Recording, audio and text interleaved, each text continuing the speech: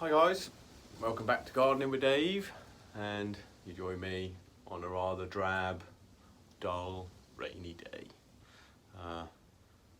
In fact, this is the first time I've just closed the windows in the greenhouse, shut the door, and the automatic closer is even shut. The autumn is fast approaching. Temperature in here is a rather balmy 17 degrees. But as well as it being a drab day, some of the plants are looking a bit drab. Obviously, being away on holiday, very pleasant. Being busy, doing stuff, and easy to let your veg sort of take a back seat. I'm certainly not pruning and picking out tomatoes as I was. And kind of letting them get on with it. It's turned into a full-on jungle. Some of the leaves are starting to curl a little. The cucumbers are not looking too happy, but they've kind of come to the end of their lives, and some of them are still going. I've had plenty of gherkins off of that lot. Where's the one down here? Look at this cucumber fella. He's still happy, still alive. The tomatoes, obviously, jungle town. But I've been picking so many, and I'm at the stage now where there's a side shoot. I'm just kind of letting them go nuts, and whatever we get, we get. Look down here. Previously unnoticed. See this plant there? See those tomatoes? That's a whole new tomato plant popped up in the ground. Didn't notice it, and it's grown right up, and they look like they could be a different variety, maybe a tiger stripe variety, who knows. But if any of them turn out to ripen and fruit, happy days. But I'm picking tons and tons of tomatoes at the moment.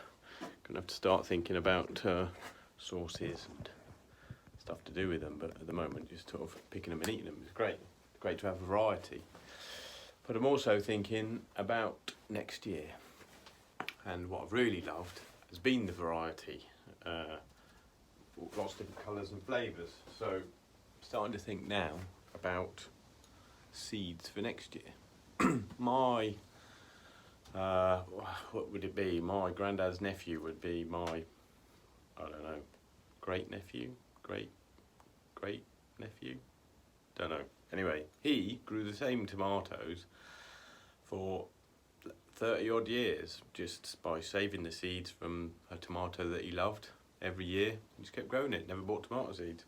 So I did try and save some last year, and with some success. But this year, I say this every year by the way, this year I'm going to make a real effort to save as many as possible and be methodical and label, etc, etc. So I've been saving some good examples of lovely tomatoes that I've enjoyed, one of each. This is a good one. Look at that yellow fella, happy. An orange one, again, good example.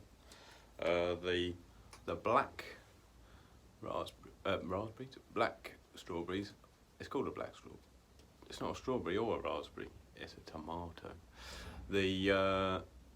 It's called the black tomato, but looks more like a rose colour, or I don't know, browny, purpley colour. But these have been delicious. First year growing these, and so I definitely want to keep these going. What else? And the small red ones, obviously, and this fella that I found down the allotment the other day. Look at him. He's got a fair nose on him. I want to grow the seeds from this one to see whether I grow loads of freaky looking tomatoes or whether it's just a one-off anomaly. Who knows?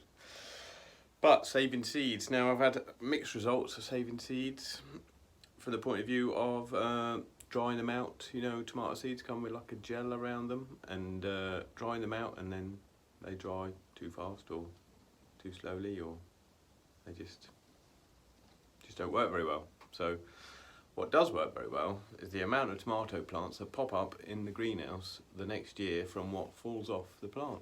So I know I was thinking about trying a new experiment, and I was thinking I'm going to get a load of pots with some soil in and put one of each of the varieties in the pot and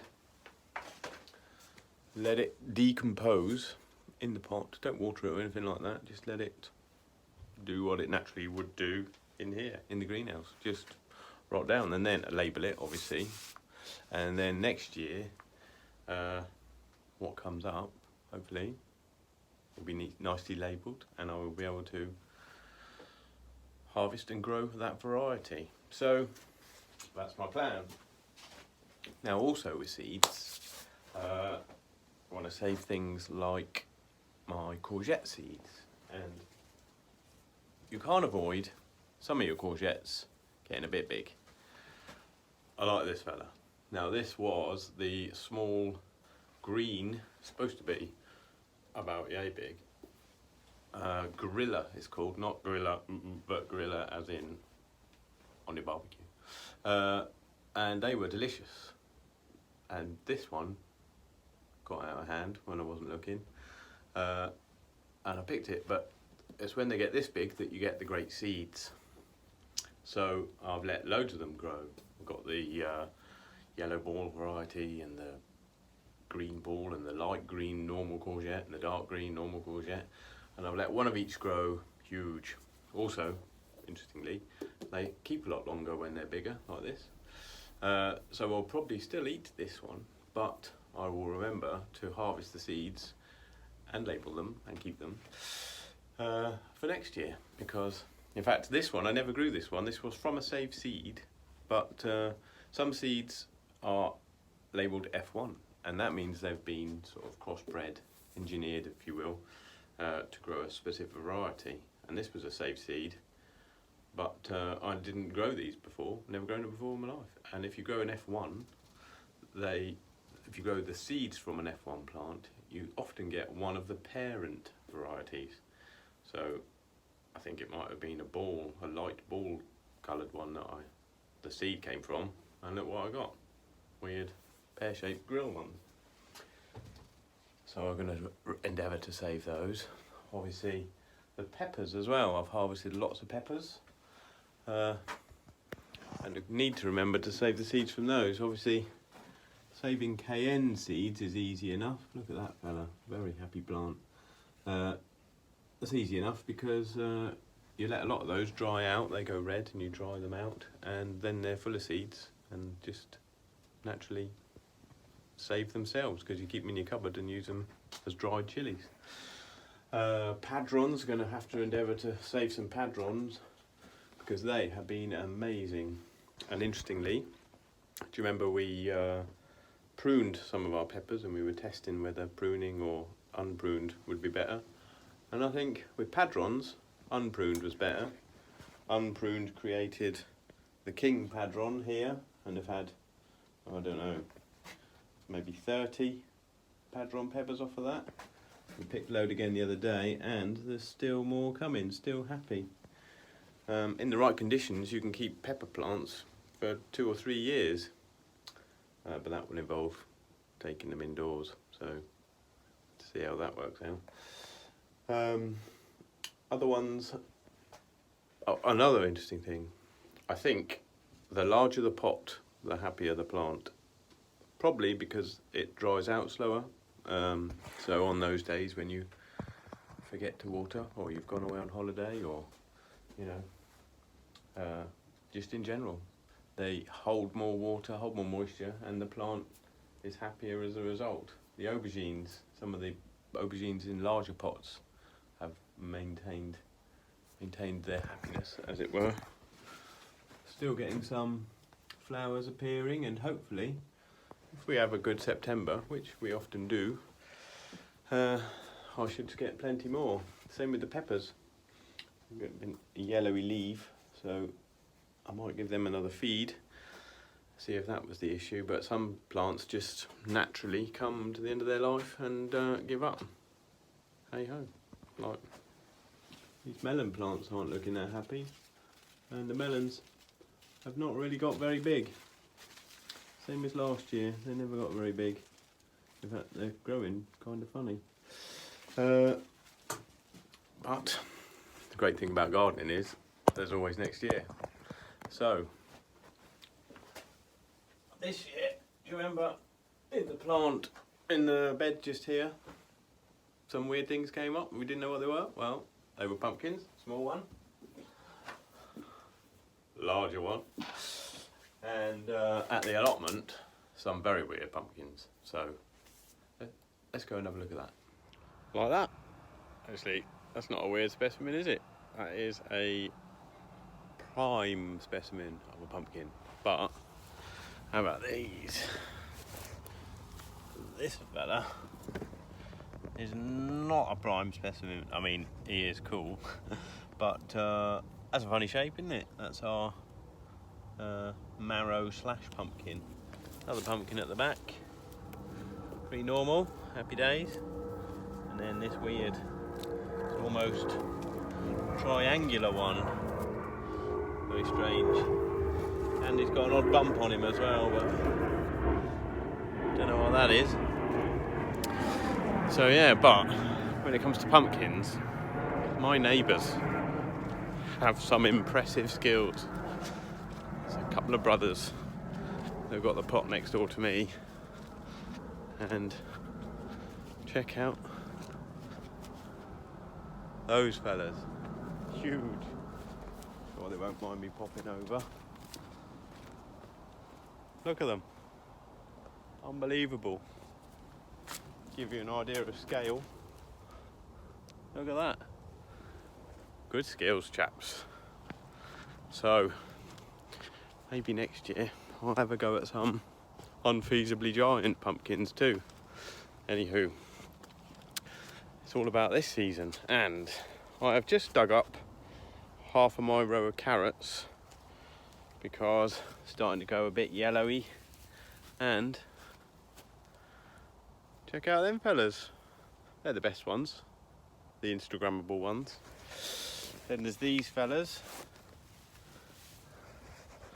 also pretty decent, happy with that, bit smaller but a tidy haul. Remember, this is just half of the first row, and then there's some ugly looking funny ones, but I've got another row over the back there, and if you check it out, this is all looking very weedy, very weedy. But kids go back to school soon, so I might have some spare time to crack on and weed through these beds. But some of them, like the onion bed, I've already cleared out, and I'm not going to bother weeding that because it's now empty. So, I mean, I could make out that gardening is easy and hardly any effort at all, and all you need to do is plant some seeds and then reap the rewards. Well, it's not quite true. There's a fair bit of digging and other stuff that goes on. But here's the onion bed, still green with life, unfortunately all weedy life. Now, instead of digging all this over, or indeed letting it grow wild all winter, or like weeding it now and then weeding it again and weeding it again, because you don't want it to turn out like the potatoes over there. If we leave that over the winter, that'll be twice as tall, it'll be a nightmare to weed, the roots will be established and all sorts. So what I like to do is cover over your beds. Now, I've just found the black sheet that fits on here to go around the poles, etc. And I'm not going to bother weeding any of this.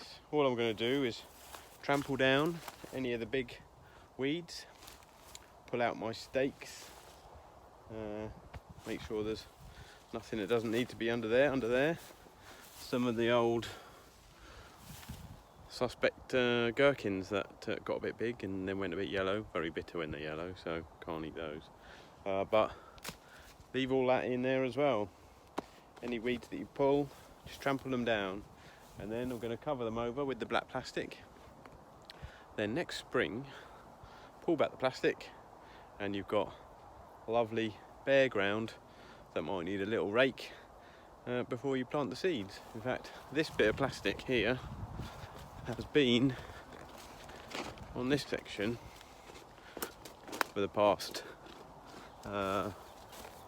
couple of months, and you can see, look, bare soil. You can even see some of the weeds that have died because they were under the plastic, and it's nice and clear. Now I've either got to find some more plastic to put back there, or that's all going to go nuts anyway. But actually lots of weeds going through all the courgettes, so I'll do some minimal weeding probably, but actually I'll wait until those courgette plants are done and dusted, and then just cover over the lot ready for next year. So going to have a go at clearing that and putting out the black plastic, and then you can see how it looks. There we are, membrane down, weighed down with some decent paving slabs. You need to make sure you weigh it down, otherwise the wind will lift it. We had a tornado on the plot over there in the summer, not a massive one, but big enough to lift this sheet right over the fence. Quite impressive, not seen one in real life before. But I've gone right up to the leeks because they'll be in for the whole winter, and cleared some more lovely rainbow chard. Look, happy days. And there's some tomatoes over the back there, a couple of plants that got some decent tomatoes on, so I've just rested them on top for now until they're harvested, and then I can flatten it out. Right, one thing I should mention, what I use is a good quality DPC or damp proof course membrane. It's get it from builders merchants, but it lasts a lot longer than the sort of weed fabric you can get from garden centres and things like that. They tend to degrade after a couple of years. In fact, when I got the plot, it had obviously been used on here because I've been digging it up for the last 3 years. So worth investing in some decent sheeting. So yeah, happy days. Oh, this was the onion bed. So do you want to see the onions? They're hanging up back home in the garage. There we go, banana shallots, large banana shallots, plaited together. All that practice on my daughter's hair seems to have paid off. Red onions, white shallots, a few more white shallots. And then over here in this drying rack is everything that couldn't be plaited, basically.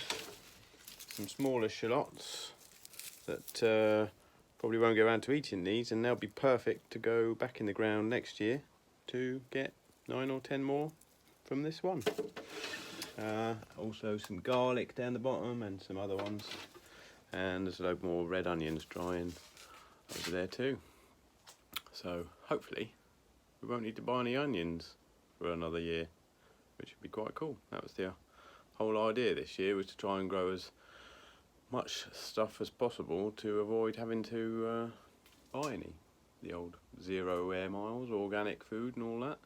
Chest freezer just here full of those cauliflower and broccoli, some courgettes, freezable courgette I grew apparently, so see how that goes. All good. That's about it I think for today. Oh, just enough time to remind you to send in any photos of fruit and veg that you've grown. It'd be great to see those, and they can be entered into the Virtual Veg Show. Probably a couple more weeks for you to do that, and then I can announce some winners. Lovely job. Take care. Bye.